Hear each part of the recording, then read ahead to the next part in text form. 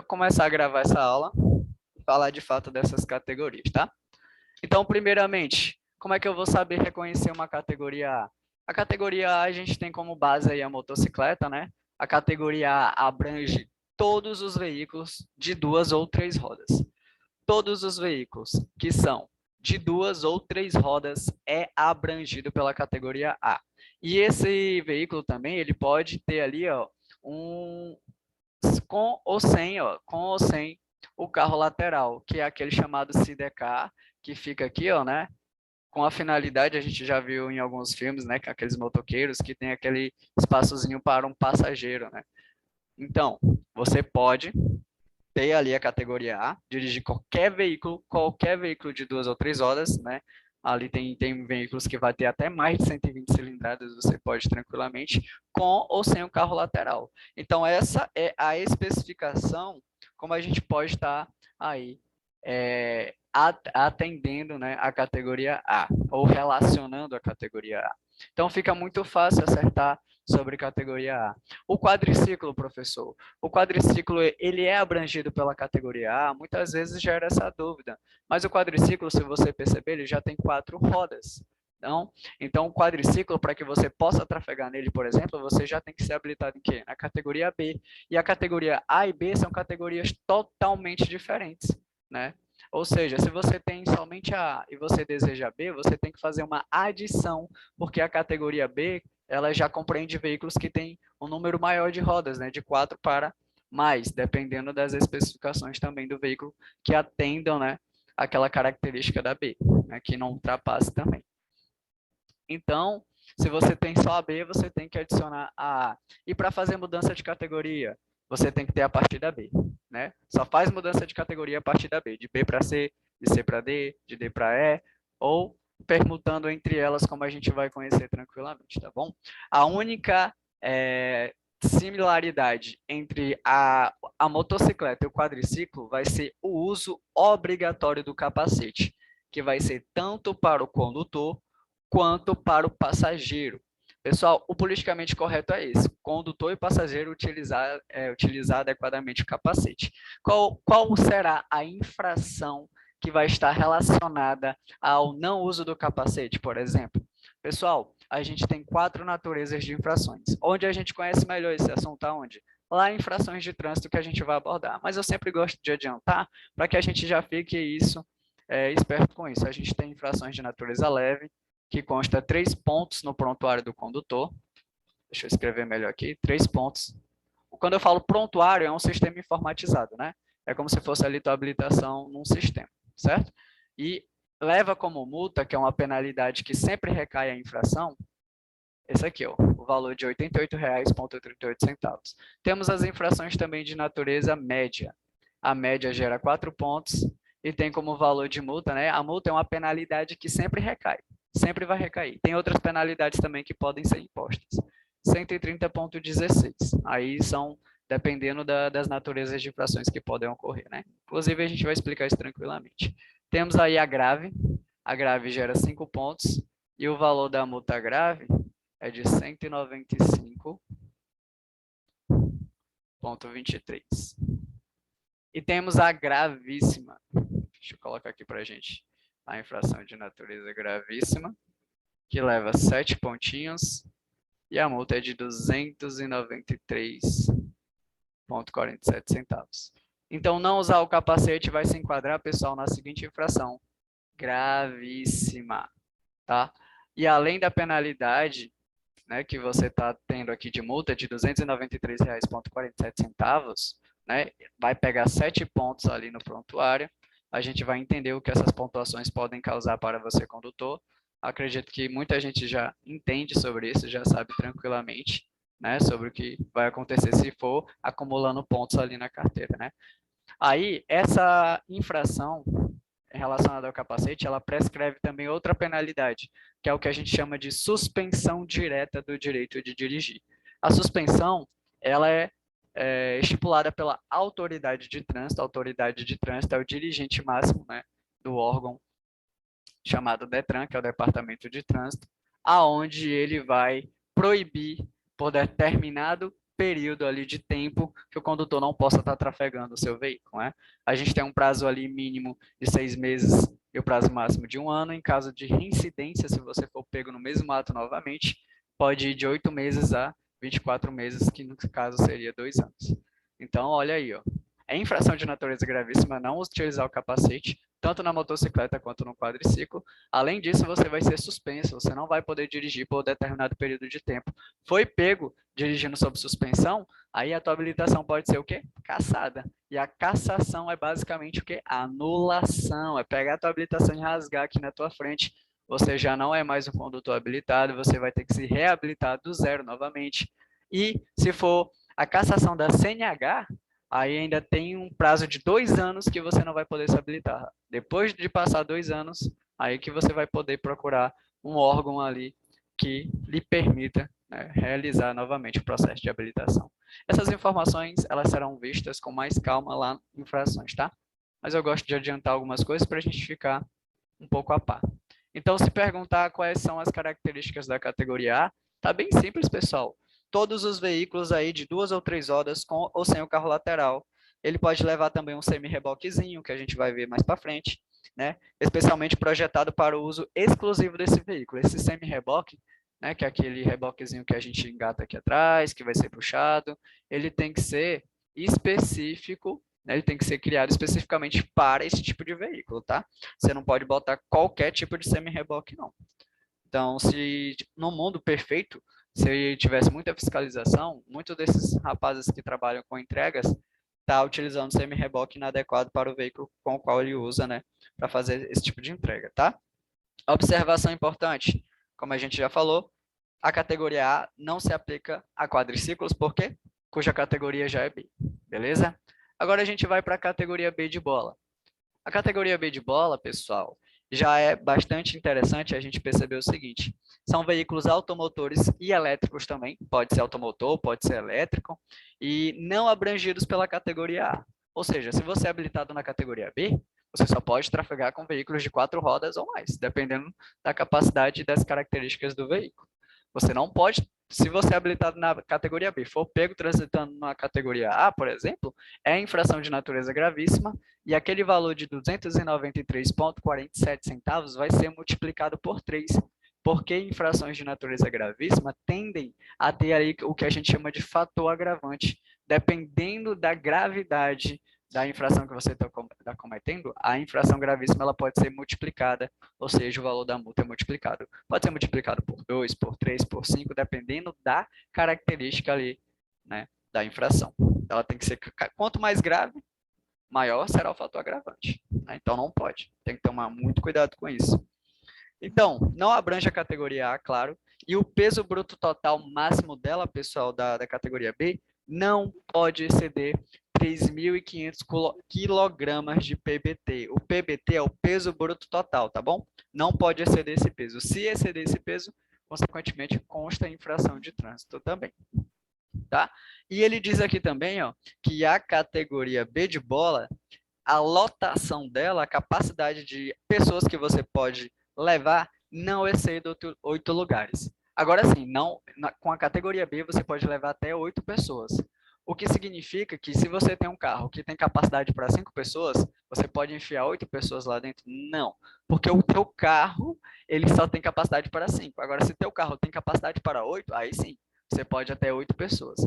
Isento da contagem quem? O motorista. O motorista não entra na contagem aí dos 8 lugares, né? Ele está excluído aí da contagem. Então, a categoria B, ela pode ser também uma combinação de veículos automotores, uma combinação de veículos elétricos, né? Ele pode ter ali ele pode ter uma unidade tracionada, né? Que se enquadra ali na categoria B, uma unidade que pode ser acoplada, pode ser um reboque, um semi-reboque, o que vai ser tracionado por ela, né? Pode ser um trailer, pode ser articulado, desde que a soma das duas unidades ali que está acoplada ao veículo não exceda o peso bruto total máximo permitido, né? Não pode exceder. Tem gente que usa o carrinho para puxar ali seu jet ski, sua lancha, enfim, por exemplo. Um exemplo básico disso.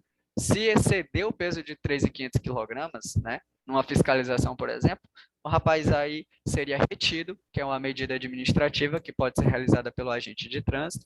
O carro ficaria ali retido, só poderia sair dali se ele regularizar essa situação, ou seja, removendo talvez ali o peso adicional, né, para que possa seguir viagem novamente. Então, tem essas características aí. Aí a gente tem, além disso, pode ser veículos automotores de espécie motocasa. O motocasa, pessoal, vai aparecer em todos como única exceção. A gente até vai ver esse motocasa um pouco mais para frente, quem é ele, tá? Esse motocasa, ele é a única exceção para a categoria B, C, D e E, onde o peso bruto total pode exceder o que já é estipulado. Ou seja, se você está no motocasa, né, você, né, tendo a categoria B, você pode simplesmente ultrapassar os 3.500 quilogramas de peso bruto total. Ele é o único veículo que pode, né, exceder já essa especificação da categoria B de bola. Alguma dúvida até agora?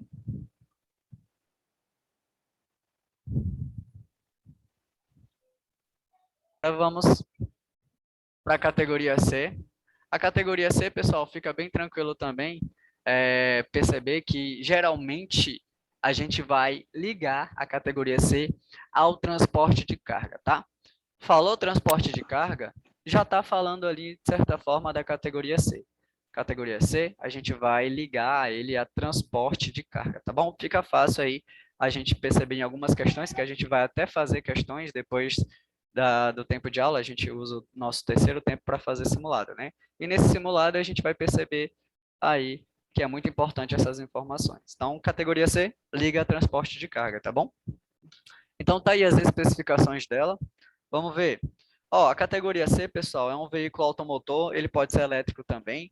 Ele é utilizado em transporte de carga, né, como eu já falei, cujo ali o PBT dele, que é o peso bruto total, já excede 3.500. Então, ele já ultrapassa. Por quê? Porque ele é um grau maior do que a categoria B. Então, qual é a graça de você aumentar o grau e não aumentar a capacidade, né? Por exemplo, de carga do veículo, né? Então, aumentou. Só que ele não pode exceder de forma alguma 6.000 quilogramas. Ele excede 3.500, porém não excede 6.000 quilogramas. E a capacidade de lotação? A capacidade de lotação dele também é apenas de 8 pessoas, isento da contagem também o motorista, né? Então, ele pode, você com a categoria C pode trafegar em tratores de esteira, tratores mistos ou equipamentos automotores que têm e são destinados ali à movimentação de cargas, de terraplanagem, de construção ou de pavimentação, né? Veículos automotores de espécie como, por exemplo, o motocasa, cujo o peso bruto total do motocasa, né, se você está na categoria 6, está no motocasa, ele pode exceder os 6.000 quilogramas. O motocasa é a única exceção em todas as categorias de B até E que pode exceder.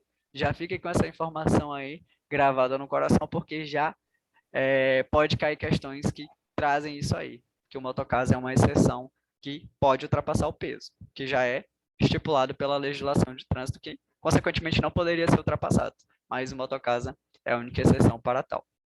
Beleza. Então, o que pode ultrapassar, né, o motocasa. Só que lembrando, a lotação nunca pode exceder 8 lugares, né? E o motorista está isento da contagem. Você pode aí ter uma combinação de veículos automotores, uma combinação de veículos elétricos, que basicamente não abrangidos ali pela categoria B, em que uma unidade de tratora se enquadra ali nas categorias B ou C, né? Desde que o peso bruto total das unidades que estão sendo acopladas, né, que é o reboque, o semi-reboque, pode ser um trailer, pode ser um veículo que está articulado, seja menor que 6.500 quilogramas, né? Todos os veículos abrangidos pela categoria B você pode trafegar. O que isso significa? Que você tendo a C, qualquer veículo de categoria B, logicamente, você pode trafegar. Até mesmo porque, para ter a C, você tem que ter tido a categoria B anteriormente, não é? Então, passei da B para C. Então, a C, ela é maior do que a B, consequentemente, né? Um grau maior, e ela abrange toda a categoria B também. Isso é bem entendível.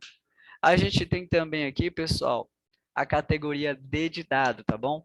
A categoria D de dado, a gente tem como representação básica um ônibus, um micro-ônibus, enfim. A categoria D, você vai ligar ela ao transporte coletivo de passageiros. Ao transporte coletivo de passageiros. São veículos aí automotores, pode ser elétrico também. Ele é utilizado, sim, no transporte de passageiro, cuja lotação já excede 8 lugares, excluído da contagem, né, o condutor, o motorista, ele está isento, não entra aí na contagem da capacidade. Você pode levar em torno de 20 até mais de 20 pessoas, dependendo da capacidade do veículo também, tá? Em alguns casos. Bom, você tem veículos destinados ao transporte de escolares também, independentemente da lotação. Você pode trafegar em veículos automotores de espécie motocasa, cuja lotação também já excede mais de 8 lugares ali, excluído também o motorista. Você pode trafegar no ônibus articulado, né? E, claro, se você tem a categoria D de dado, todos os veículos abrangidos pela categoria B e C, você pode também trafegar. Então, a categoria D de dado é bem fácil de absorver essas informações, essas características específicas, bem como ali também a categoria C, a B, né, e a A também são bem tranquilas. E agora a gente tem o alto grau das habilitações, né, que a categoria E é o maior de todos ali. Ou seja, a categoria E ela também pode ser uma combinação de veículos automotores, né, elétricos também. A unidade, pessoal, tratora, né, a unidade que vai tracionar, que é essa unidade aqui, ó, ela pode ser de categoria B, de categoria C ou de categoria D. Claro que o mais adequado seja que ela seja de categoria D, né, porque vai ter mais tração, né, por conta da força a mais. Então, pode ser abrangido, né, essa unidade que vai tracionar pode estar enquadrado ali nas categorias B, C ou D, e cuja unidade acoplada, o que está acoplado é o que vai ser tracionado aqui, ó. Né? Ele pode ser um reboque, um semi-reboque. Daqui a pouco a gente vai ver a diferença do reboque para o semi-reboque, tá bom? A gente vai ver essa diferença porque é importante. Tem questões que costumam perguntar isso aí, né? E ele pode levar mais de um reboque, né? Aquilo que a gente vai puxar, ó, pode ser mais de um, né? Ele, além de ser mais de um, ele pode levar um trailer ou um veículo articulado que tenha até mais, ó, a categoria E pode levar que tenha mais de 6.500 quilogramas de peso bruto total. Até mesmo seus veículos que estão sendo ali tracionados. Então, até o reboque ou semi-reboque da categoria E pode ultrapassar o peso de 6.500 quilogramas de peso bruto total. Ou seja, cuja a lotação também da categoria E excede 8 lugares, né? Categoria E, o alto grau. Ela pode ser uma combinação de veículos automotores, uma combinação de veículos elétricos, onde vai ter mais de uma unidade tracionada, como eu desenhei um pouco feinho, mas está aí, como se fosse várias unidades aqui, né? Que ele está levando, né, tornando esse veículo mais extenso, né, independentemente ali da capacidade máxima de tração, né, ou do peso bruto total. E, claro, se você tem a categoria E, ele abrange todos os veículos, né, ali de B, C ou D. E se você está no motocasa também, pode exceder um pouco mais aí a questão do peso bruto total máximo permitido para a categoria E. Então, essas são as características, pessoal, que vão definir cada categoria, desde a categoria A até a categoria E. A ACC, que a gente já foi apresentada anteriormente, né, mas teve alguns candidatos que ainda não viram, abrange ciclomotores, né? Você pode perceber ali como exemplo, bicicletas dotadas originalmente de motor elétrico auxiliar, né, que não passam ali de 50 km por hora, né, na sua estrutura. Pode ser veículos que tenham, se ele for elétrico, né, que não ultrapasse 4 kW ali, né, de força, de potência, a velocidade máxima ali não pode ultrapassar 50, enfim. Então, são uma autorização também, né, para conduzir ciclomotor, mas tem ali as suas características, suas especificações, como a gente já foi apresentado. Aqui a gente está abrangendo aqui cada categoria individualmente. Bom, se a gente está vendo as categorias, a gente vai entender um pouco sobre essa questão da identificação do veículo. O veículo ele pode ser identificado de duas maneiras, tá? Pode ser externamente e pode ser internamente. Externamente vai ser por meio das placas. As placas que tem ali no veículo. Quando é que eu vou emplacar meu veículo? No momento que eu comprar o veículo, eu vou lá no órgão responsável por emplacar. Pode ser ali a Ciretran, pode ser o Departamento de Trânsito Detran, que, né, realiza essas funções. eu vou lá e quando eu vou registrar o meu veículo, o que que vai acontecer? Vai ser conferido para ele o quê? O CRV, que é o Certificado de Registro de Veículo, né? Ó, vai ser conferido para ele o CRV, que vocês já conheceram, que é o Certificado de Registro do Veículo, que não é de porte obrigatório, tá? Não é obrigatório, tá? Ao mesmo tempo que está sendo conferido esse registro, né, que é um documento, é como se fosse o RG do teu veículo, onde vai constar também um código do Renavan, que é o Registro Nacional de Veículos Automotores, que também é de responsabilidade do Senatran, Secretaria Nacional de Trânsito, guardar no seu banco de dados, né? Então, o Senatran ele vai registrar tudo referente a veículos e tudo referente a condutor. Do condutor é através do RENASH, e do veículo através do código do Renavan, que fica na BINCO, né, na base de índice nacional dos veículos também, né, que fica lá de responsabilidade armazenado para que ele tenha esse controle, né, para saber ali quem são os proprietários, para quem eu vou ter que mandar as notificações, o endereço, qualquer coisa relacionada ao proprietário do veículo. E ao mesmo tempo que é conferido o CRV, como a gente já conheceu, vai ser conferido o quê? O CRLV, que também pode ser chamado de CLA, que é o certificado de registro e licenciamento do veículo ou certificado de licenciamento anual. Isso aqui nada mais é do que o licenciamento anual do veículo que vocês pagam. E esse rapazinho aqui, ó, ele é sim de porte obrigatório. Você não portar o CRLV, que é um comprovante ali do veículo, né? Que ele está licenciado ali, está em dias tranquilamente, é infração de natureza leve. E ele tiver vencido, é infração de natureza gravíssima, tá? Então, ele é de porte obrigatório. Então, lá, né, quando dá esse registro, vai conter várias informações, como o Renavan, a numeração do chassi, o proprietário, a característica do veículo, como o cor, a placa que vai ser colocado, né, entre outras informações também relevantes, pertinentes do veículo. Então, essa identificação acontece já nesse momento, quando ele está passando por essa vistoria, passando por esse registro, passando por toda essa documentação que vai ser conferida, claro, ao proprietário. Então, se perguntar a identificação do veículo, ele acontece por duas maneiras, né? Externamente, por meio de suas placas, né, dianteira e traseira, e pode ser internamente, por meio dos caracteres do chassi. O chassi, pessoal, ele fica naquela longarina metálica, né, que comporta toda a cabine do veículo, né, que é aquela parte ali de base da lataria do veículo. A gente vai ver isso mais para frente, como ela é de fato, mas basicamente aquela parte que comporta toda a cabine do veículo é o chassi. O chassi nada mais é do que uma longarina metálica, que já é para comportar ali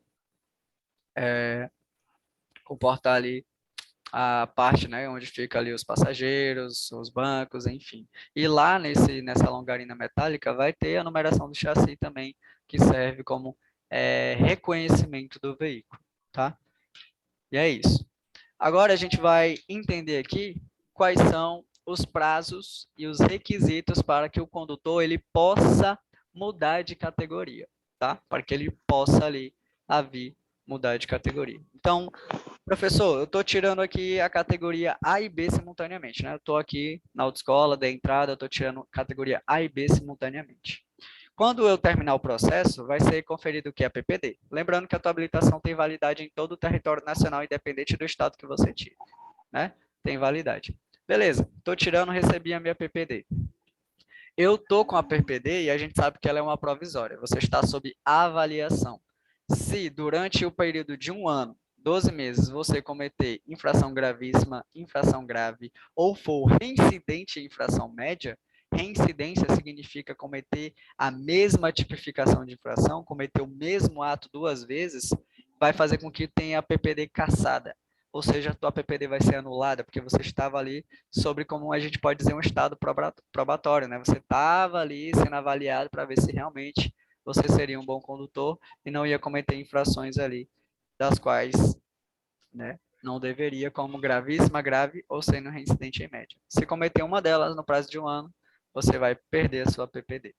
Caso você não cometa, a partir do momento que venceu a PPD, você tem que dar entrada ali, seja no órgão de trânsito, né, departamento de trânsito, na Ciretran, ou até mesmo na autoescola, a solicitação da tua CNH. Quando eu falo CNH, que é a Carteira Nacional de Habilitação, já me refiro à CNH definitiva, né?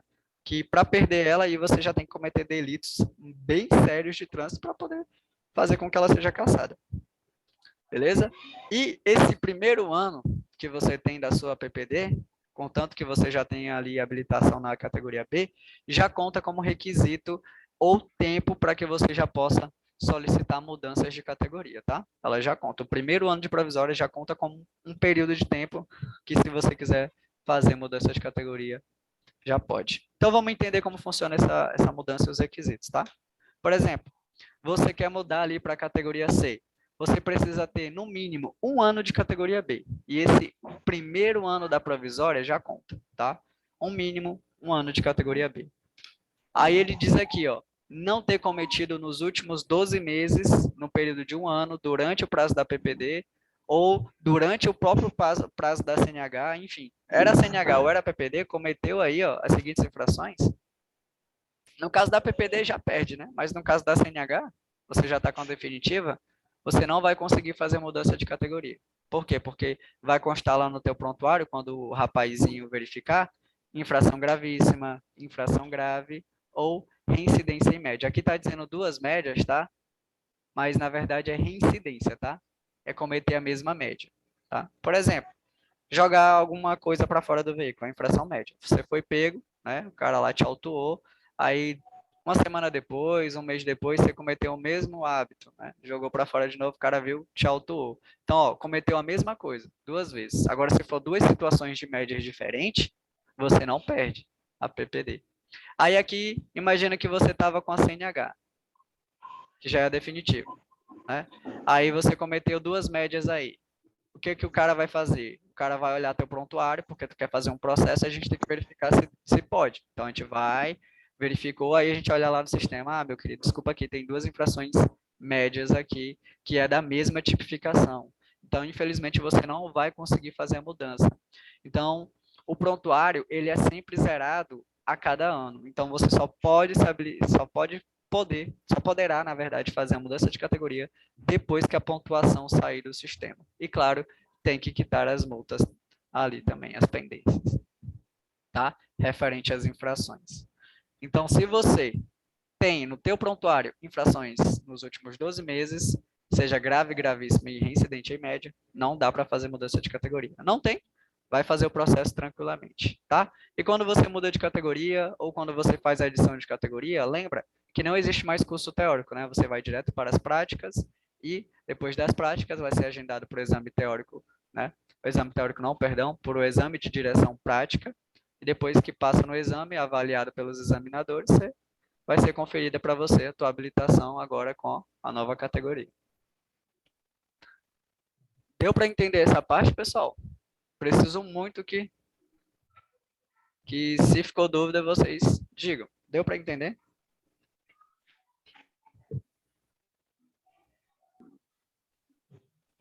Conhecimento. Então, se perguntar numa questão, quais são os requisitos para mudar para a categoria C? No mínimo, 1 ano de categoria B, você já pode. Claro, desde que não tenha cometido nenhuma infração gravíssima, nem grave, nem ser reincidente em infração média. Passando adiante. Categoria D, quais são os requisitos? Bom, para a categoria D de dado, pessoal, já tem ali uma outra situação bastante importante, que é a idade mínima. A partir do momento que o condutor ele quer ir para a categoria D de dado, ele tem que ter 21 anos de idade. Tem obrigatoriamente que ter 21 anos de idade, tá?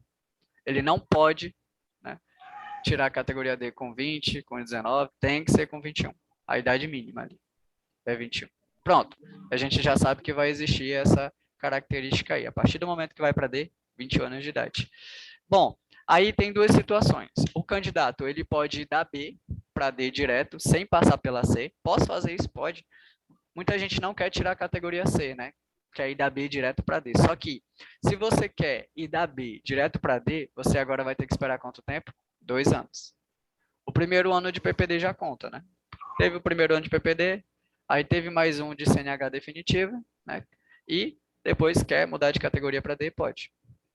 Só que, claro, lembra, faltou a idade, tem que ter 21. Um mínimo 21. Professor, e se eu for para C? Beleza. Da B para C é 1 ano, né?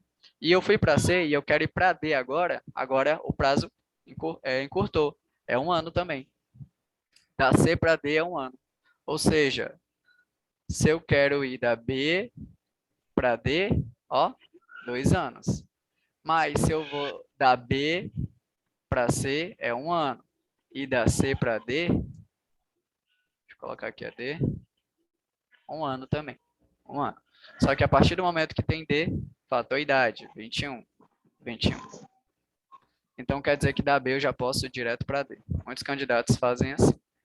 A vantagem de ir para C muitas vezes é para quem tem interesse em tirar a categoria E, por exemplo. Porque da categoria C você já pode ir para E a partir de 1 ano, né, sem ter que passar pela D, que é o que a gente vai ver daqui a pouco. Lembrando que o teu prontuário sempre será verificado, ou seja, se tiver infrações nos últimos 12 meses, a partir de 1 ano, não pode, né, gravíssima, nem grave, nem ser reincidente média, você não vai conseguir fazer a mudança. E os requisitos para ir para a categoria E, para fazer a mudança para a categoria E? Quais são? Ó, no mínimo, claro, 21 anos de idade. A categoria E, logicamente, já é superior que a categoria D. E se você, a partir da categoria D, tem que ter 21 anos de idade, logicamente, para a categoria E também, né? Vai ter idade mínima de 21. Professor, no mínimo ano de categoria C, ou seja, se eu quero ir da C para E, da C para E, espera-se 1 ano. E da B para E, eu posso ir da B para E? Não. Da B para E, o CTB não permite. Ou eu vou da B para C, ou eu vou da B para D, né? E da C e D é que eu posso ir para E. Né? Da B para E direto não pode. O CTB não permite. Inclusive, ficar atento a isso que tem pegadinhas que trazem isso aí. Bom, eu posso ir a qualquer tempo da categoria D, desde que tenha passado pela C, caso tenha passado pela B e indo para D somente após 1 ano. Eu vou explicar isso aqui, tá? No próximo slide, porque parece confuso, né? Ó, qualquer tempo da categoria D, desde que tenha passado pela C, caso tenha passado pela B e indo para D somente após 1 ano. Aí fica muito confuso, eu vou explicar isso aí. Lembrando que não pode ter, ó, a mesma situação, não pode ter cometido infração nem gravíssima, nem grave, nem ser reincidente em média. Isso aqui ficou claro. Vamos explicar esse detalhe aqui. Tá aqui, ó. Da B para C é 1 ano. Gravei, tranquilo. Da B para D é 2 anos o prazo e eu já tenho que ter 20 anos de idade. Bacana.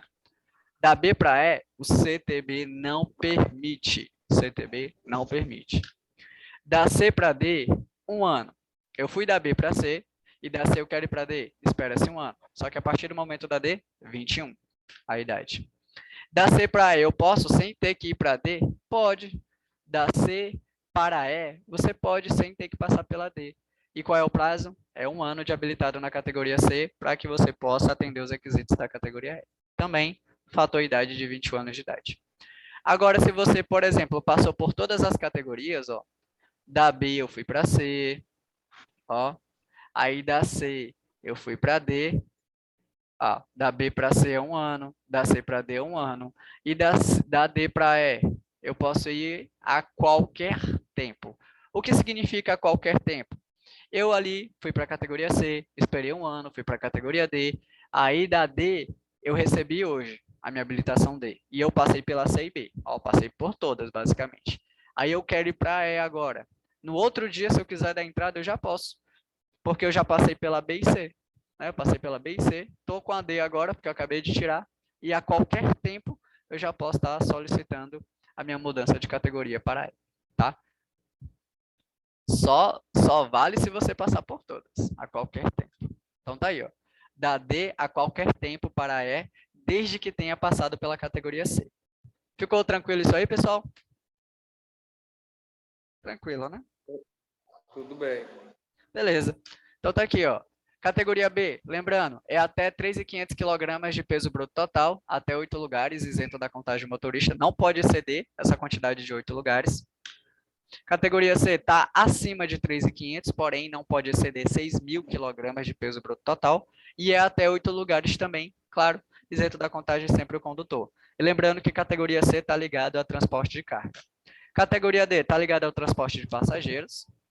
Temos aí a categoria E, que é basicamente a combinação de veículos, pode ser trailer, motocasa ou qualquer outro tipo de veículo. Aí. Várias combinações, articulados, né? Vários reboques, semi-reboques ali acoplados ao veículo. Dúvidas? E pessoal? Então tá aí. Vocês já sabem quais são os requisitos aí para as mudanças de categoria, se forem necessários, se cair em questão. E a gente já sabe como reconhecer cada categoria também. Então, passando adiante, tem até essa imagem aqui, que muitas vezes os alunos gostam de printar, porque aqui já tem todas as informações para vocês bonitinho. Né? Categoria lá, ó. Categoria A, veículo automotor elétrico, de 2 ou 3 rodas, com ou sem o carro lateral, que é o CDK. Né? Abrange todos os veículos de 2 ou 3 rodas, inclusive é abrangido pela ACC também. Categoria B, passageiros, até 8 lugares, carga, até 3.500 de PBT, peso bruto total. Combinação de veículos de até 3.500 de peso bruto total, né? 500 quilogramas. Ou seja, o que é essa combinação de veículos? Se você quer levar um trailer, se você está puxando um reboque, um semi-reboque, a combinação ali dos veículos tem que ter o peso estabelecido de 3.500 também. Até 8 lugares. Ó, perceba aqui, ó, que o motocasa está presente em todos, ó. Motocasa, motocasa, e aqui aparece motocasa também, ó. Ele é a única exceção que pode ultrapassar o peso que é estabelecido pela legislação de trânsito, né? Então tá aí, ó, até 6.500, até 8 lugares, ultrapassou somente o peso, não a quantidade de pessoas. Temos aí o trator de rodas, equipamentos agrícolas, quadriciclo, que é o que com a categoria B também você pode trafegar. Você não pode, por exemplo, um trator de rodas e um equipamento agrícola, você necessariamente não pode operar, mas pode trafegar, por exemplo, de uma via com a categoria B pode trafegar tranquilamente. Categoria C, passageiros, né? Pode ser passageiros até 8 lugares, mas geralmente ele está atrelado a um veículo de carga mais de 3.500, não ultrapassando 6.000. Pode ser uma combinação de veículos de até 6.000, né, quilogramas, até 8 lugares. Motocasa é mais de 6.000 de peso bruto total, até 8 lugares. Trator de esteira e equipamentos não agrícolas são os tipos de veículos que estão associados também à categoria C. Categoria D, passageiro, mais de 8 lugares. A carga, mais de 3.500. Combinação de veículos de até 6.000 quilogramas de peso bruto total. Até 8 lugares, motocasa faz com que exceda esse peso. Exceda também a quantidade de lugares em relação à categoria D. E pode trafegar também no ônibus articulado. Categoria E, passageiros, mais de 8 lugares. Carga, mais de 300. Combinação de veículo, mais de 6.000 de peso bruto total máximo permitido, mais de 8 lugares, mais de uma unidade tracionada, acoplada ali à categoria E. O motocasa ainda tem especificações além da capacidade, que já é estabelecida pela legislação. E aqui ao lado a gente vê o tempo, né, que você tem para fazer mudanças de categoria. Você já sabe que no processo de primeira habilitação já pode requerer A e B, né, simultaneamente, é livre. E depois, com o tempo, você faz mudança. Lembrando, a categoria A não faz mudança de categoria, tá? Se você tem a A, você pode adicionar para B. Se você só tem a B, você pode adicionar a categoria A. A categoria B em diante é que faz mudança, né? Da B para C 1 ano, da C para D 1 ano, e da D para E a qualquer tempo, desde que tenha passado pela C, bacana. Da B para D, sem passar pela C, 2 anos. Lembrando que a partir do momento que vai para D, 21 anos de idade. Da C para E, sem passar pela D, 1 ano também, como a gente vê e representado pelas setinhas bonitinho. Ok? Então tá aí. Essa é basicamente um quadro bem mais adequado, bem mais bonitinho para que a gente possa entender essa parte importante aí do processo aí de mudança de categoria, as especificações de cada categoria. Passando adiante, a gente traz aqui algumas informações, tá? Essas aqui são... Oi? E para D, para E, sem ter passado pela D, é quanto tempo? De qual, desculpa? Da D para E, sem passar pela C. É 1 ano. Da D para E, sem passar pela C, é 1 ano, tá? Ok, obrigado. É 1 ano. Beleza. Aqui a gente tem algumas informações interessantes que eu trago porque eu já vi questões que caíram, que trazem essas curiosidades. Inclusive, isso aqui não está, né, na grade mesmo do estudo, mas eu trago porque eu sei que cai. Então, dentro de cada especificação de veículo aqui, a gente tem algumas curiosidades, de alguns somente. Então, vamos lá, por exemplo, ele traz aqui, ó, o veículo utilizado para fazer exame em cada uma das categorias, né? E a ACC, ó. Ele bota aqui categorias e a ACC, que não é categoria. Beleza.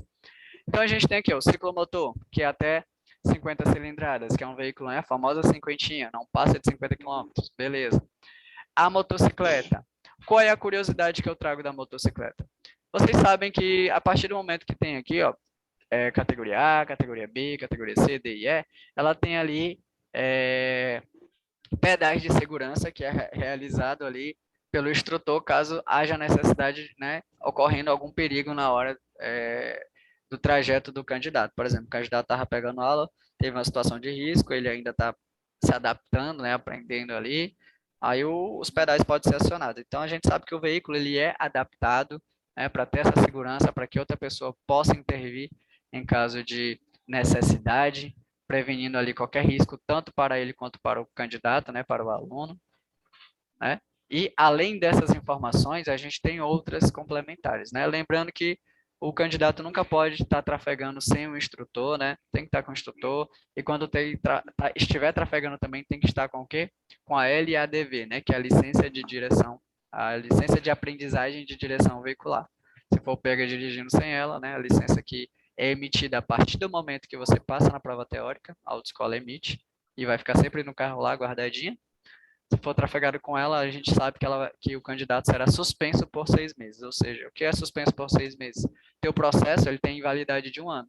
Você vai perder 6 meses do processo congelado, porque sem a licença você não faz prova, sem a licença não pega aula, enfim, acontecem esses infortúnios. O que eu quero trazer de fato dessas curiosidades é o seguinte: categoria A. Tem questões que perguntam a questão da cilindrada da categoria A. Se perguntar, a gente sabe que a resposta será mais de 120 cilindradas. A categoria A pode ser até mais de 120 cilindradas. Tem questões que vai botar, por exemplo, 100.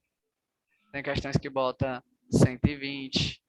Aí tem outra alternativa que vai estar mais embaixo, ó, mais 120. É a resposta correta entre 120, mais 120, mais 120. Né? Poderia ter 80. Enfim, são questões dessa natureza que podem parecer, né, bobinhas, mas que caem. Qual é a curiosidade que eu quero trazer do carro da categoria B nesse momento aqui? O que pode cair? Por incrível que pareça, você percebe que o carro da categoria B ele tem uma faixa lateral com o nome autoescola, né? Ele está lá na lateral do carro com o nome autoescola. Tem questões que vai perguntar qual é a largura dessa faixa.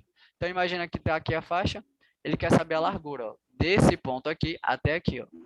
A largura dessa faixa, pessoal, é de 20 centímetros da categoria B. Tem questões que vai perguntar isso, por incrível que pareça, pode cair para vocês. Então, da categoria B, a faixa lateral, se for perguntada, ela tem a largura de 20 centímetros. Beleza? Aí, qual é a curiosidade da categoria C? Categoria C não tem curiosidade, tá? A gente não precisa se atentar a ela, mas nem a categoria E. Categoria C não tem, a categoria A tem, categoria B tem. A da ACC é que você pode fazer prova no seu ciclomotor próprio. Se você tem seu próprio veículo ciclomotor, você pode fazer nela. Diferentemente das categorias, né? Que tem que ser um veículo credenciado pelo Detran, no caso, que a autoescola fornece. Qual é a curiosidade da categoria D? A mesma coisa, vai ser a faixa lateral. Se da categoria B a largura era de 20, da categoria D de dado, a largura da faixa será de 40 centímetros, ou seja, o dobro, 40 centímetros. Por incrível que pareça, isso pode cair. Então, se cair, a gente vai estar sabendo quais são a largura dessas faixas aí, com o nome autoescola, o nome transporte escolar, enfim, de como esteja ali escrito. Então, eram essas informações extras que eu estou trazendo aqui para vocês. Bom, agora a gente vai falar aqui para a questão de habilitação para atividade remunerada.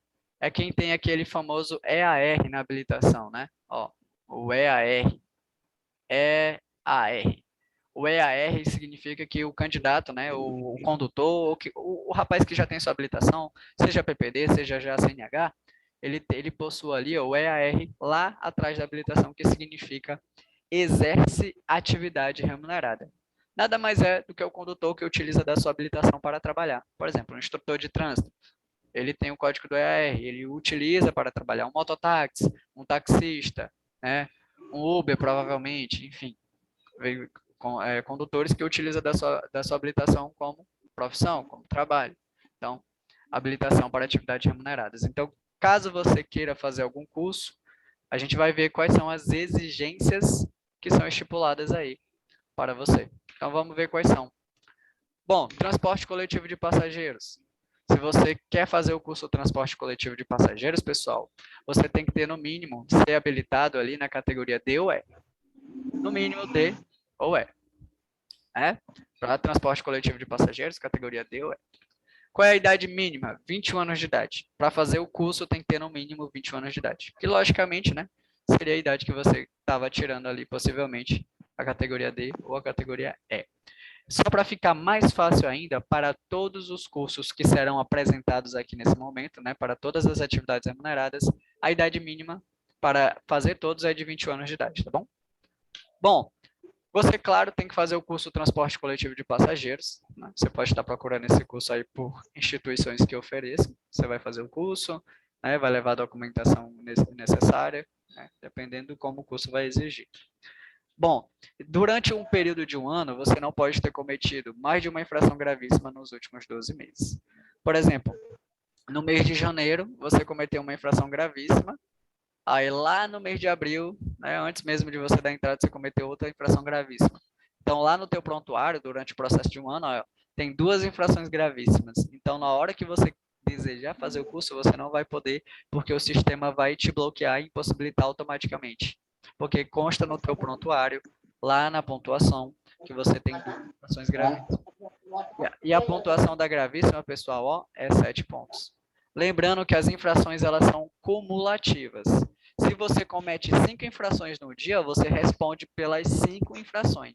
E se todas forem gravíssimas, vai ser 5 pontuações de 7. Ou seja, 5 vezes 7 dá 35 pontos. Ó, de uma lapada você pega 35 pontos. Né? Se fosse 5 gravíssimas.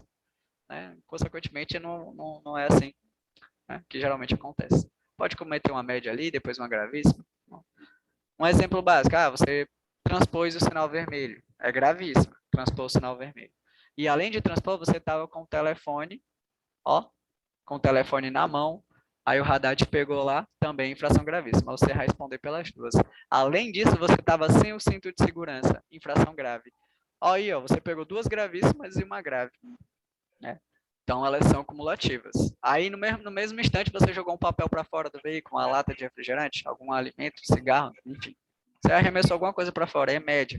Você responde por todas que cometer. Por todas que você foi flagrado, por todas você será autuado. Tá? Elas são cumulativas e os pontos vão somando.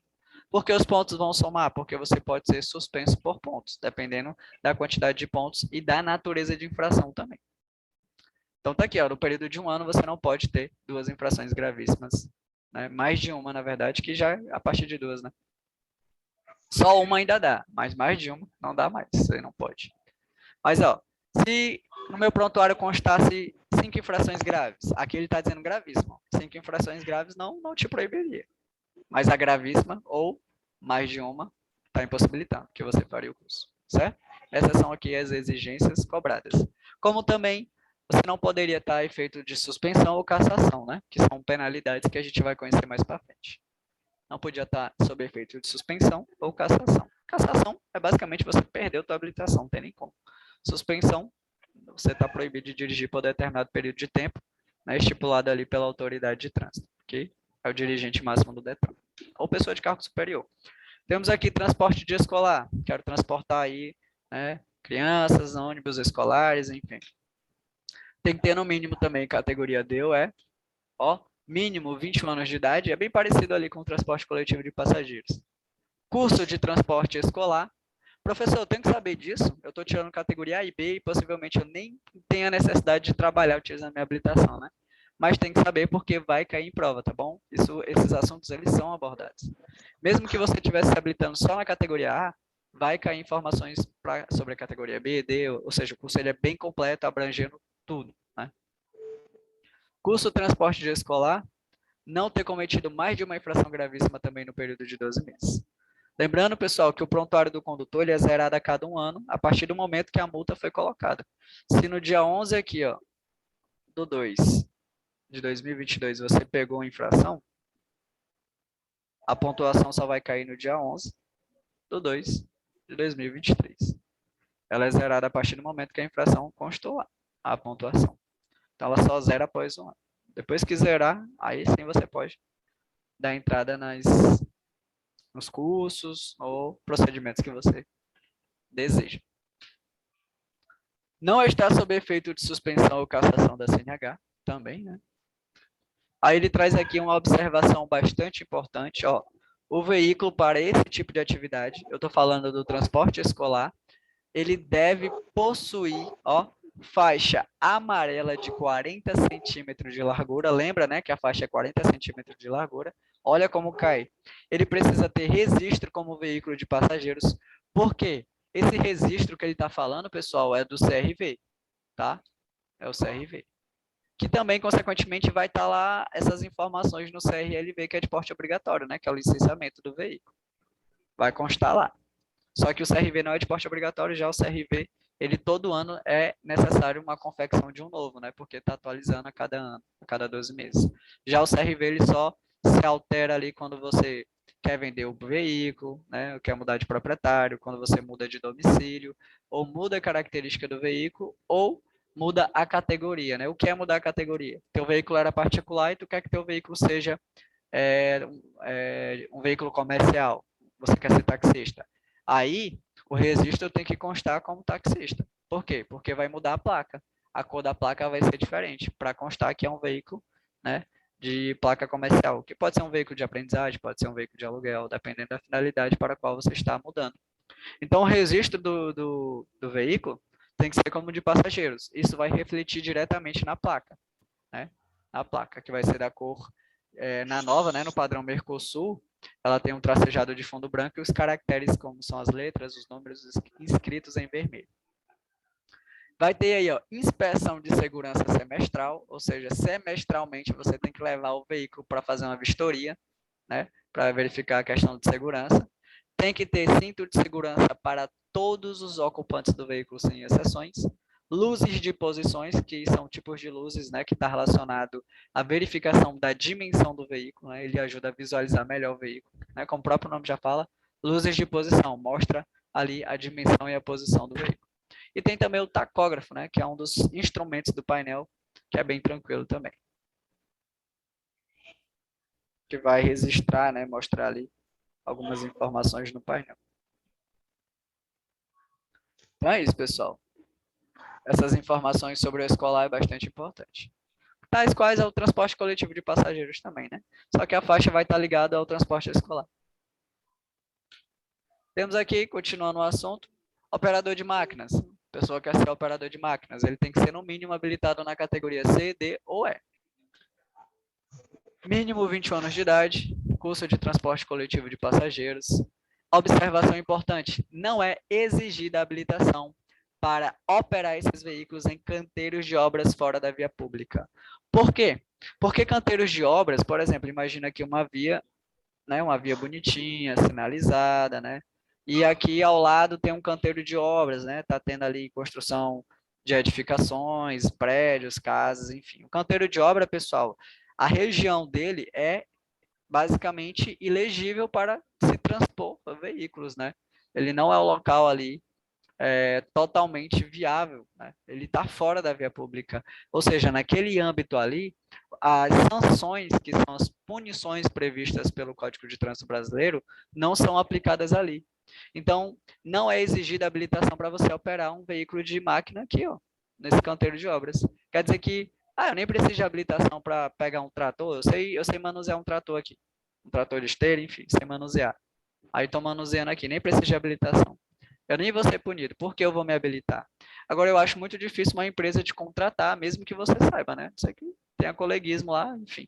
Mas uma empresa ali que trabalha corretamente, ela vai exigir a documentação, né, para contratar lá o funcionário, saber se ele é qualificado. Enfim, não é porque não é exigida a habilitação que você não vai ter que se enquadrar nas especificações. Só que, o que a gente pode perceber?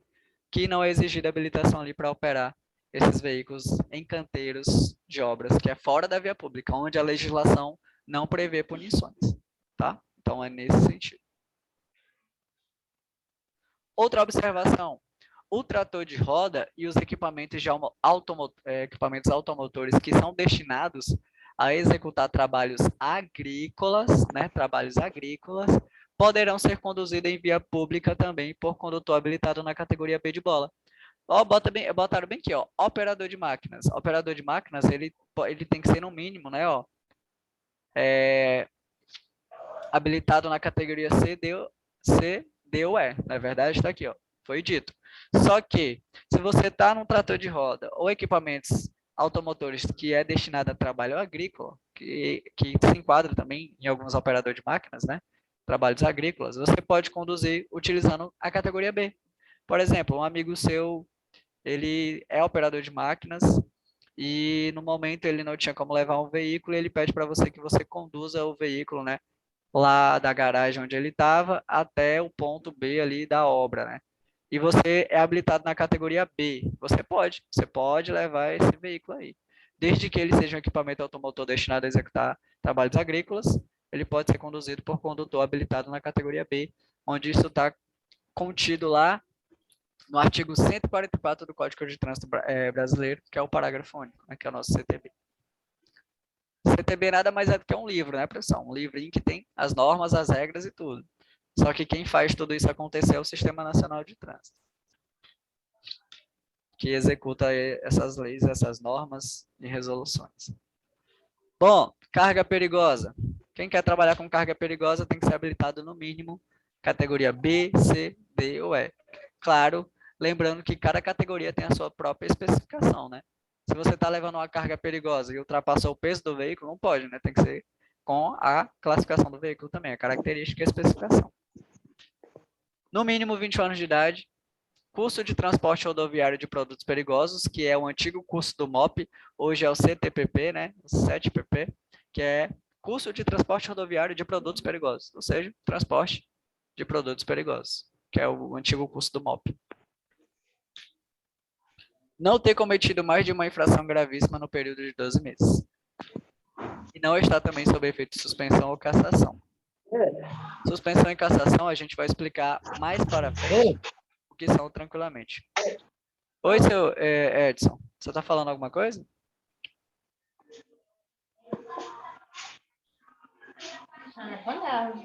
Acho que não, né? Continuando aqui, habilitação para atividades remuneradas. Carga indivisível. Existe um slide só para carga indivisível, tá? A carga indivisível ele aparece aqui, mas a gente não precisa se atentar a ele não, tá? Ele é especificamente só para quem vai fazer esse curso e tal. Aqui é só para a gente conhecer mesmo. Carga indivisível, categoria C ou E, no mínimo que você tem que ter de categoria. Mínimo 21 anos de idade também, claro. Curso de transporte de cargas indivisíveis. Não está sob efeito de suspensão ou cassação da CNH. Transporte de emergência, quem quer transportar ali, né, trabalhar com transporte de emergência, né, que tá ambulância, entre outros veículos dessa natureza de emergência, a gente pode perceber que todas as categorias abrangem transporte de emergência. Categoria A, B, C, D ou E. Tá aí. Mínimo de idade, 21. Não ter cometido mais de uma infração gravíssima no período de 12 meses. Curso de transporte de emergência, claro. E não está sob efeito de suspensão ou cassação da CNH. Tá aí. Para carga indivisível e transporte de emergência. Agora a gente vai ver aqui, pessoal, para quem quer trabalhar com motofrete ou mototáxi, né? Que é diferente. Vamos ver aqui, ó. O rapazinho aí tem que estar habilitado pelo mínimo 2 anos de categoria A. Você tem que ter 2 anos de categoria A para poder trabalhar com mototáxi ou motofrete. Idade de 21, a gente percebeu que para todos a idade mínima é 21. Curso motofrete ou mototáxi, dependendo de qual área ele vai atuar. Não está sob efeito de suspensão ou cassação, que são penalidades aí que a gente vai conhecer. E ele diz o seguinte aqui para a gente, ó. O veículo para esse tipo de atividade deve possuir autorização do DETRAN, ou seja, autorização do Departamento de Trânsito, que é um órgão executivo de trânsito. Ele vai ter que ter o registro como veículo de aluguel, né? Porque ele está sendo alugado para tal tarefas e finalidades. Equipamento mata-cachorro, tem que ter um mata-cachorro, né? Tem que ter uma antena corta-pipa, que a gente sabe qual é a finalidade, né? Prevenir ali em regiões rurais ou até mesmo na cidade, crianças que possam estar brincando com linhas de pipa contendo cerol, né? Então, ela já previne que a linha chegue até o pescoço, né, do condutor. Temos aí inspeção semestral, ou seja, ela vai passar por uma inspeção para ver se está tudo ok. E, se for motofrete, tem que ter o baú dentro das especificações, como a gente acaba de ver aqui na imagem. Então, tá aqui, ó, tem que ter o mata-cachorro, que protege ali o tanque, na região do tanque, antena aparadora de linha, capacete com faixa refletiva. Tá vendo que o capacete tem essa faixa refletiva? Essas faixas, pessoal, elas são dispositivos auxiliares de segurança. Elas estão atreladas à questão de sinalização. Elas são faixas que, quando uma luz incide nelas, elas encandecem, facilitando a visualização, né, de quem está portando essas faixas, que são chamadas de faixas retroreflexivas, né? Então, por exemplo, tem um motofrete na sua frente, está de noite, né, numa via desprovida de iluminação. Você está dirigindo, o teu farol bateu lá na frente dele, né, atrás dele, a faixa vai encandecer, facilitando assim a visualização dele. Por quê? Porque a moto, em comparado com o carro, é um veículo de menor porte, né? E por ser de menor porte, muitas vezes a visibilidade, a presença dela pode ser perigosa, né? Você não pode perceber ali, muitas vezes. Tem que ter também o colete de segurança. Vai ter que ter o baú ali, dentro das recomendações, né, o dispositivo de carga com as dimensões adequadas e as faixas também refletivas no baú. Então, essas são as especificações para o motofrete. E o mototáxi, claro, também atende algumas dessas características. Deveria ter antena, deveria ter aqui o mata-cachorro, né, o coletezinho tem que usar de identificação, enfim. Aí eu trago aqui, ó, as dimensões do veículo. Pessoal, sobre as dimensões do veículo, essas informações, elas são só informações extras, tá? Dificilmente mesmo, quase nula mesmo, vai cair questões abordando a dimensão. Mas se cair, vai ser sobre largura e sobre altura, somente. Essas aqui que eu trouxe de comprimento, elas são informações extras, como, por exemplo, comprimento máximo de um veículo simples, 14 metros. De um veículo articulado, 18,60 metros. De um veículo com reboque, 19,80 metros. E veículo cegonha, que é aqueles veículos altamente, né, enormes em relação ao comprimento, de 22,40 metros, tá? Isso aqui são informações extras, a gente nem precisa estar se atentando muito a isso. Mas pode cair largura e pode cair altura. Largura máxima, 2,60 metros e altura máxima, 4,40 metros.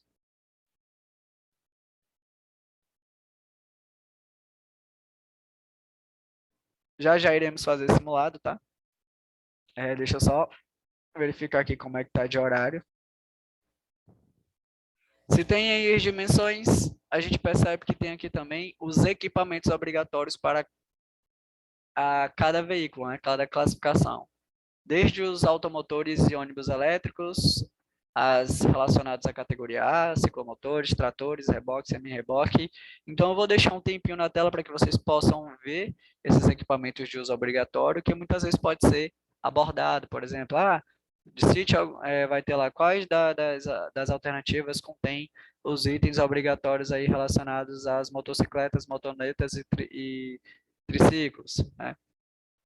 Enfim, aí a gente vai ver alguns aí que estão contendo aí na tela. Vou deixar alguns minutinhos, tá? Vocês observam ou podem printar. Enquanto isso, eu vou só tomar uma aguinha e a gente volta para realizar simulados.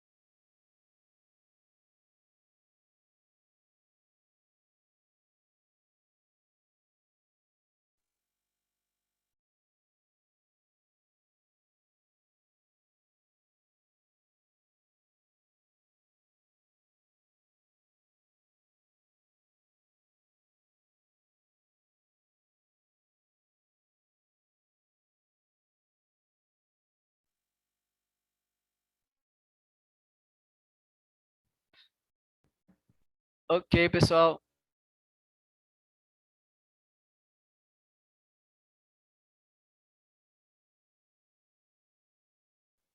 Pronto.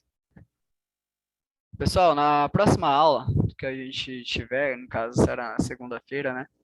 Hoje é sexta, né? Então, segunda-feira, a gente retoma novamente, sempre às 7.